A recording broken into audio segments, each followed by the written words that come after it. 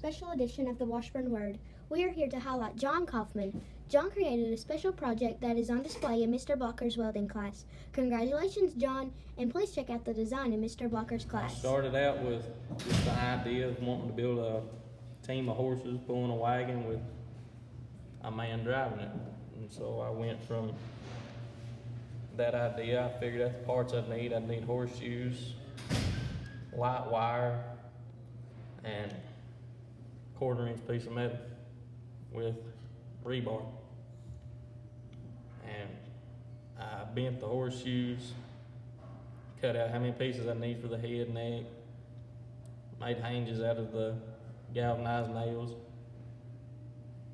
To make the wagon, we went from using nails for the spokes here. Made the horseshoe round without heating it. We just beat it into a circle. And took the inch metal.